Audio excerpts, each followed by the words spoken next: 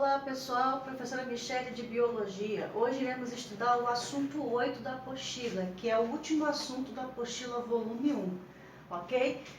Como as células animais obtêm os elementos necessários para o seu funcionamento, né?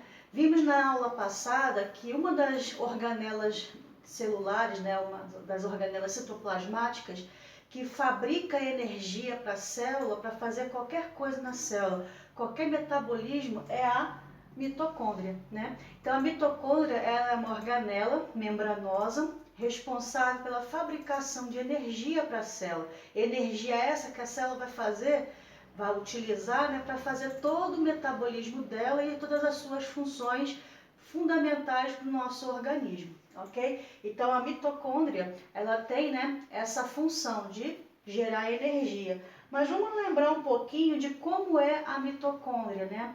As partes e para que serve. Então olha só, nós temos aqui ó, a membrana externa, que é essa aqui que está em amarelo. Aqui dentro nós temos a membrana interna e essa membrana interna ela é cheia de dobrinhas, tá? Essas dobrinhas nós chamamos de cristas mitocondriais. Esse espaço aqui dentro dessa segunda membrana, que está aqui em azul, nós chamamos de matriz mitocondrial. É onde fica ali, né, justamente o material dessa mitocôndria. Que material é esse? Nós temos aqui um DNA em formato circular e temos também os ribossomos. Então, a mitocôndria, ela tem a função, né, de produzir energia para a célula em forma de ATP, que é trifosfato de adenosina, que significa, né, a sigla ATP. Elas possuem DNA próprio, em formato circular. Isso é uma vantagem para ela porque ela pode fazer autoduplicação. Então, uma mitocôndria pode gerar outras mitocôndrias, né? E isso é importante para o organismo, principalmente na função de respiração celular. Elas possuem também ribossomos próprios, então isso também é importante porque ela fica independente dos ribossomos que já tem ali no citoplasma da célula, né? E qual é a função do ribossomo?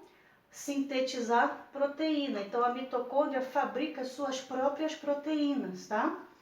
Tem a capacidade de autoduplicação, como eu já falei, uma mitocôndria pode se transformar em outras. E as mitocôndrias em animais sexuados, todas elas é de origem materna. Como assim? Então, todas as mitocôndrias que nós temos no nosso organismo vieram da onde? Da nossa mãe. Por quê? Olha só essa figura. Vamos lembrar as partes do espermatozoide. Então, aqui o espermatozoide ele é dividido em cabeça, peça intermediária e a cauda, ou também chamado de flagelo. Então, são três partes em que o espermatozoide ele é dividido. A cabeça, ele tem aqui o núcleo carregando as informações genéticas que vêm da onde? Do pai. Então, aqui em volta da cabeça tem uma proteína chamada acrossoma, que quem fabrica o acrossoma é o complexo de Golgi. Lembra da aula passada daquela organela que nós falamos, tá? Então, uma das funções do complexo de Golgi é fabricar essa proteína que fica aqui em volta da cabeça do espermatozoide, chamada de acrossoma, que serve para ajudar a penetrar no ovócito, né? Aí aqui na peça intermediária é onde ficam concentradas todas as mitocôndrias, né, dessa célula aqui que é o espermatozoide. E elas estão aqui concentradas para fazer o quê? Para fabricar energia para que o flagelo, que é essa terceira parte aqui, né, ou também chamado de cauda, possa fazer o quê? Bater, né, se movimentar para fazer com que o espermatozoide ache quem? O ovócito, né? Então aqui está o ovócito, né? E ele precisa desse acrossoma aqui justamente para facilitar a penetrar no ovócito, já que o ovócito ele tem duas camadas bem grossas envolvendo ali o núcleo, né? Que é a corona radiada e a zona pelúcida. O núcleo fica aqui dentro e essa parte aqui é o citoplasma. Então, para o espermatozoide juntar o núcleo dele com o núcleo do e assim formar uma única célula chamada zigoto para dar origem ao indivíduo, né? Então ele precisa penetrar essas duas camadas grossas aqui, que é a corona radiada e a zona pelúcida. Por isso a importância ali do acrossoma. Mas para ele conseguir chegar até o ovócito, encontrar ele, ele precisa bater o seu flagelo, né? Por isso que aqui nessa peça intermediária está acumuladas várias mitocôndrias para gerar energia para que o flagelo possa se movimentar. E quando o espermatozoide encontra o ovócito e ele consegue entrar nesse ovócito, o que vai entrar, na verdade, é só essa parte aqui, ó. É só a cabeça do espermatozoide.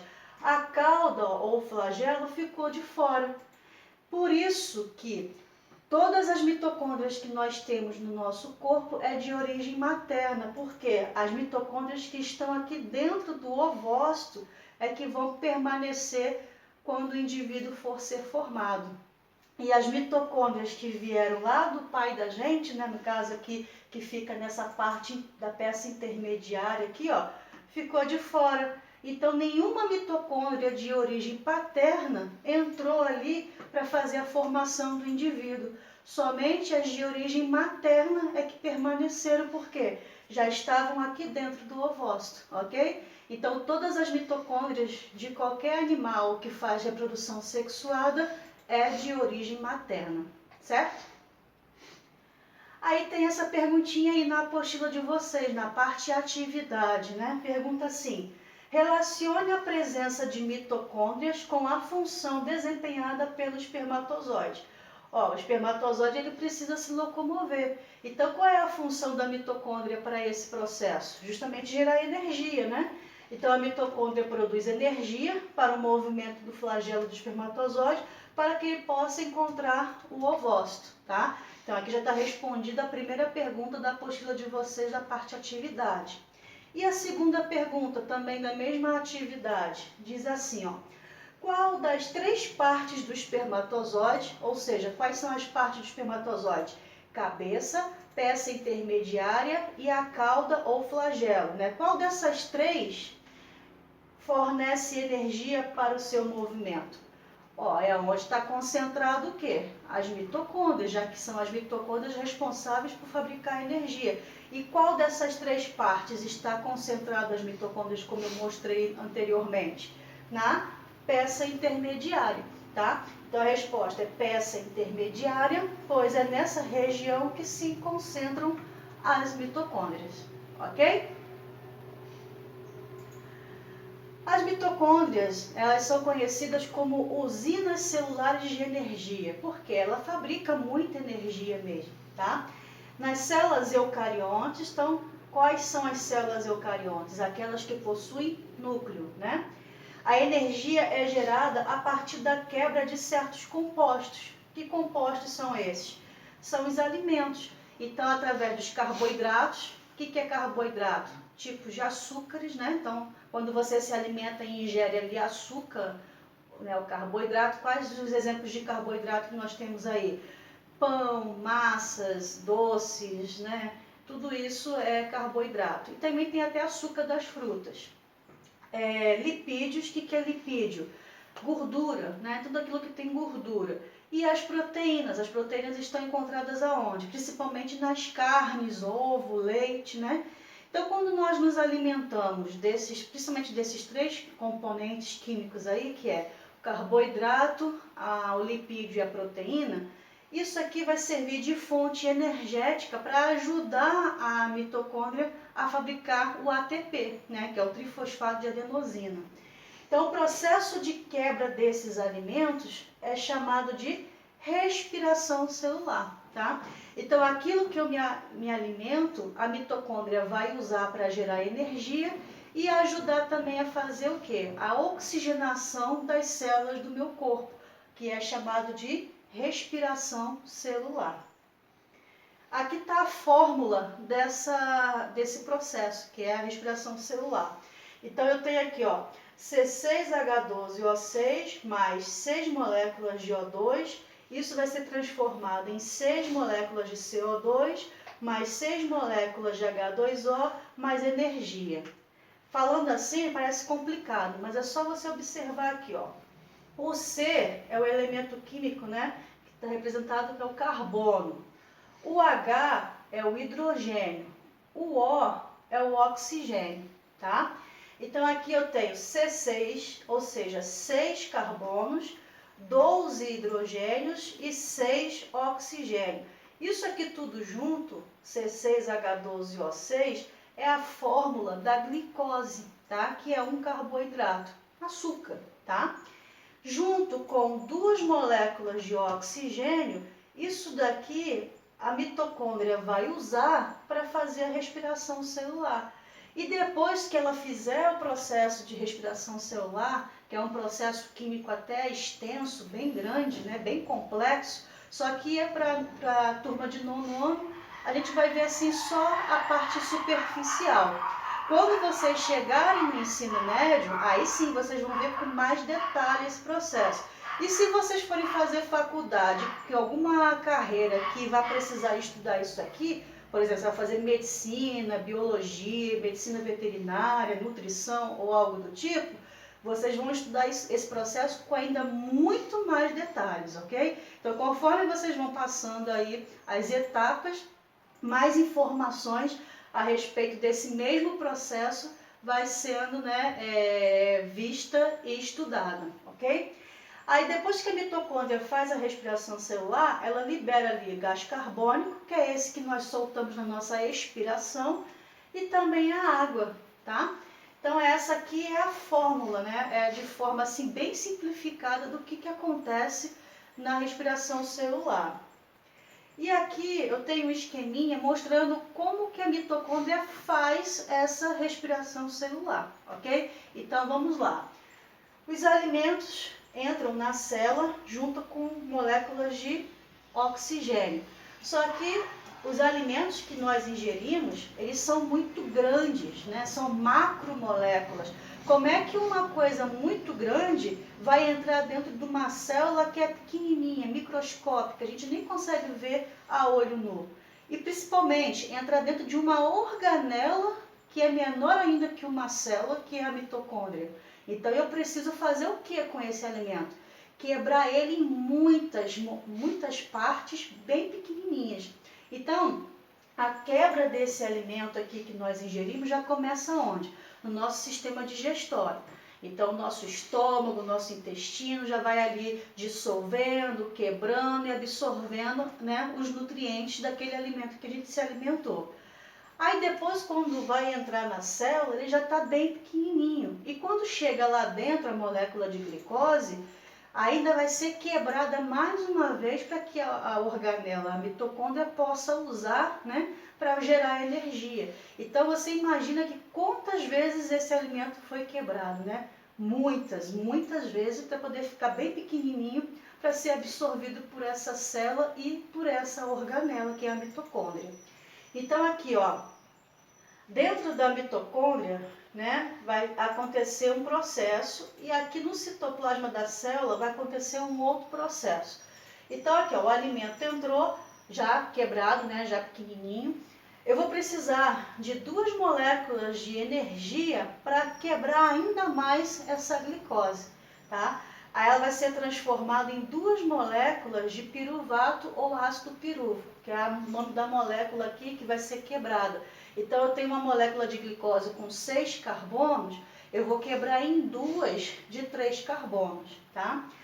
Aí isso aqui acontece no citoplasma da célula, que a gente chama de a primeira etapa da respiração celular, que é a glicólise. Mas isso vocês vão ver com mais detalhe quando chegar lá no ensino médio. Não precisa se preocupar com isso agora não. Eu estou só explicando como é que acontece por questão de curiosidade e conhecimento, ok?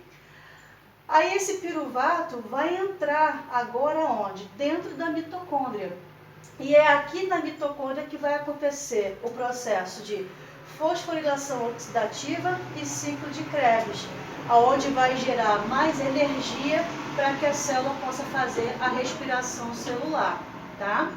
Então aqui, ó, vai acontecer o processo de fosforilação oxidativa, ciclo de Krebs, aonde vai gerar mais energia, né, para que essa célula possa liberar o CO2, esse CO2 que sai na nossa expiração, e também moléculas de água, tá? Então, todo o alimento que você ingeriu, ele libera, ele é quebrado para gerar energia e nós liberamos o produto final dele na nossa expiração. Então, esse CO2 que a gente libera na nossa expiração vem da onde? Da quebra dos alimentos, tá? E também a água, né? Que sai na nossa expiração. Então aqui, ó, é dessa maneira aqui que a célula vai fazer o quê? Usar todas as partezinhas da molécula de glicose para gerar o quê? ATP, que é a molécula energética da célula. E aí ela vai distribuir para todo o corpo, tá? Para todas as células, para que possam fazer o seu metabolismo, as suas funções e fazer com que o corpo funcione, tá? Que o organismo funcione, ok? Então isso aqui é de forma bem simplificada, tá, gente? Mas quando vocês chegarem, né, no ano que vem no ensino médio, vocês vão ver isso aqui com mais detalhes, ok? A relação entre a respiração pulmonar e a respiração celular, tá? Então como é que acontece? Os pulmões, eles captam o oxigênio através da nossa inspiração, tá? Inspirei, enchi meu pulmão de ar, né? Esse oxigênio vai chegar até o sangue, nas nossas células chamadas hemácias, que são os glóbulos vermelhos do sangue, tá? E é nas hemácias que esse oxigênio vai entrar e vai ser transportado e espalhado por todo o corpo, tá? Então isso aqui é o que acontece na respiração, né, pulmonar. Então o oxigênio ele vai ser inspirado, enche o pulmão. Ali tem trocas gasosas, onde o sangue que está irrigando esses pulmões vai pegar o oxigênio e devolver o gás carbônico. Esse oxigênio vai entrar nas hemácias, vai espalhar por todo o corpo, oxigenando todas as células, ok? E assim vai ser distribuído de forma igual. Então as células fornecem oxigênio para as mitocôndrias, inclusive, né? Elas vão espalhar esse oxigênio por todo o corpo e esse oxigênio vai chegar até a mitocôndria, para que ela possa fazer o quê? Utilizar esse oxigênio para fazer a respiração celular. Aí ela vai liberar como produto final o quê? O CO2. O CO2 dentro da célula, ele é tóxico, então eu preciso fazer o quê? Liberar ele. Então, ó, o sangue vai captar esse CO2, vai levar lá para o pulmão novamente, tá? E esse pulmão vai eliminar através da expiração. Conseguiu entender mais ou menos? Então, olha só, o oxigênio vai entrar no meu pulmão através da minha inspiração. Enchi o pulmão de ar. Dentro do pulmão passa sangue, tá? É normal acontecer isso. Então, o sangue vai ser o quê? Lavado, vamos dizer assim, por esse oxigênio da minha inspiração. Esse oxigênio vai entrar dentro das células, que são as hemácias. As hemácias vão espalhar por todo o corpo, porque o coração vai bombear, né, esse sangue para todo o corpo. Então, vai espalhar ali para todas as outras células. E vai chegar até onde? Até a mitocôndria. A mitocôndria vai usar esse oxigênio para fabricar energia. Por isso que o processo é chamado de respiração celular. Ela pega o oxigênio para fazer o quê? Para entrar no processo de respiração celular. Só que como produto final dessa reação química é liberado CO2, que volta para a corrente sanguínea e chega até o pulmão novamente para que ele possa fazer o quê? Jogar fora, ou seja, eliminar do nosso corpo através da expiração.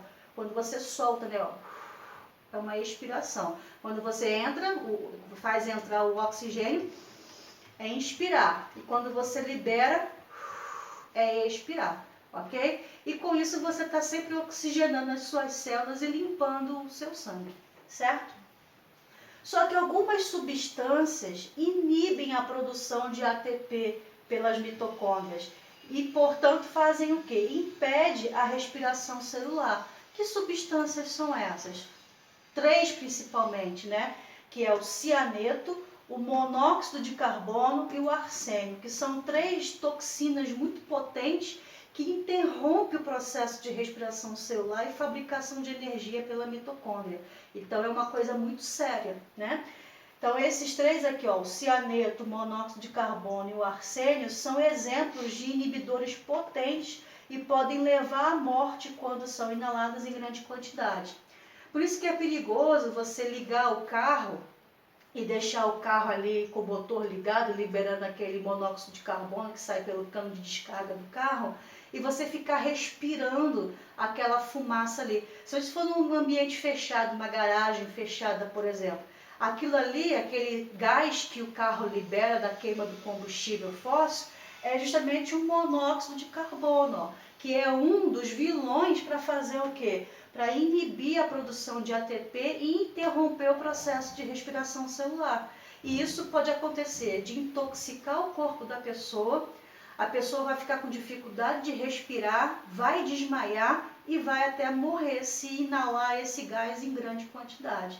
Tá? Então tem que ter muito cuidado, não ficar respirando, né, esse gás ali, porque ele é tóxico, muito tóxico para a célula e pode levar o indivíduo à morte, correto? Como o nosso corpo, então, ele faz para se movimentar, ou seja, usar essa energia que a mitocôndria fabrica para poder fazer a movimentação? É através de contrações musculares. Então, os músculos vão estar ali cheios de mitocôndria também, formando justamente energia para que possa contrair e que possa relaxar o músculo para fazer o quê? O movimento do corpo. Então, ao meu esqueleto, né, nos ossos, tem ali aderido músculos. E os músculos, dependendo de ele contrair ou relaxar, ele vai movimentar o meu corpo. Por exemplo, eu consigo, ó, esticar o meu braço. Então, se eu estiquei o braço, aqui eu tenho dois músculos aqui, ó. Aqui eu tenho o bíceps e aqui embaixo eu tenho o tríceps. Se eu estiquei o braço, eu relaxei o meu bíceps e contrair o meu tríceps. Se eu fizer isso daqui, ó, esse movimento, eu vou contrair o meu bíceps e vou relaxar o meu tríceps. Então, esse movimento de esticar e contrair o braço, vai fazer o quê? A movimentação do meu corpo. Isso serve para tudo, até para fala. Ó. Eu estou aqui falando e os músculos do meu rosto estão se movimentando, permitindo que eu possa mexer aqui a minha mandíbula e conseguir falar, tá? Assim como os gestos que eu faço, caminhar, tudo isso é feito por quê? Por contração e relaxamento de músculos, tá? E quanto mais mitocôndrias e vasos sanguíneos tiver no músculo, né, que a gente chama de tipo 1, mais, né, ele vai ter o quê? Ali aquela força, né, aquele formato mais bem definido, que são aquelas pessoas que fazem exercícios físicos, né, alguns atletas, né, que tem ali, ficam malhando na academia, né, gerando mais músculo, mais massa muscular. Então eles vão ter músculos o quê? Mais bem definidos, com mais mitocôndrias e mais vasos sanguíneos ali bem definidos, né, que a gente chama de tipo 1. E aquelas pessoas que não são tão atletas assim, né, que não fazem exercícios físicos, ou até mesmo aquelas que são sedentárias, que não fazem exercício nenhum, né, vai ter os músculos do tipo 2, com pouca mitocôndria e pouco vaso sanguíneo, tá? Então essa é a diferença do tipo de músculo, tipo 1 e tipo 2, ok? E as pessoas que não têm o costume, às vezes, de fazer muito exercício físico, então tem pouca mitocôndria, né, nos seus músculos. Isso também pode ocasionar o quê? A famosa cãibra, né? A cãibra, ela pode ser ocasionada também pela falta de alguns sais minerais no nosso corpo, principalmente o potássio, tá? Mas o músculo com baixo fornecimento de oxigênio pode ter as contrações paralisadas, devido à baixa produção energética, tá? Então, ó, se tem baixa produção de energia, o músculo não vai contrair de forma correta, de forma eficaz. Então, o que pode acontecer? Ele vai dar uma contração muito forte e vai parar. Por isso que dói, né? Já sentiu cãibra? Quando o músculo dá aquela travada ali, dói e fica ali incomodando, né? Aí você fica ali massageando o local, tentando ver se volta ao normal, porque a dor às vezes é até insuportável, de tão forte que é, tá? Por quê? Porque ele parou, a contração, além de ter sido muito forte, ficou parada. E isso daí faz a dor, né? Provoca a dor, né?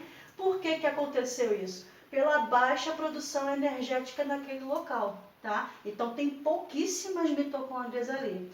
Mas, Michele, então como é que eu posso fazer para evitar a cãibra, né? Pode ser por falta de sais minerais, como eu falei, então tem que ter uma alimentação saudável, rica em vitaminas, proteínas e sais minerais. E também exercícios físicos, né? Para que possa ter a fabricação de mitocôndrias ali, visto que a mitocôndria ela é autossuficiente, ela consegue fazer autoduplicação. Então, se ela vê que a necessidade daquele músculo de ter mais mitocôndrias, ela mesma vai se duplicar e ter mais mitocôndrias ali. Só que ela só vai fazer isso se fizer exercício físico, tá? Então, é assim que a gente evita as cãibras, né? Se alimentando bem e praticando algum esporte. Outra característica importante do músculo é a sua capacidade de armazenar reservas, né, de glicose em forma de glicogênio. Então, glicogênio é aquela glicose extra que sobrou no nosso corpo. Então, para não jogar fora, o corpo armazena. Ele armazena em dois lugares. Ele armazena nos músculos e no fígado, né, que é aquele órgão do sistema digestório. Então, esses dois lugares é onde fica armazenado aquela glicose que o corpo não utilizou, né? Só que quando ela é armazenada na forma de glicogênio, que é um tipo de glicose, só que para armazenamento, tá? Então, é glicogênio. Ele se forma quando o corpo está em repouso. Então, se você come e não faz exercício nenhum, o que vai acontecer?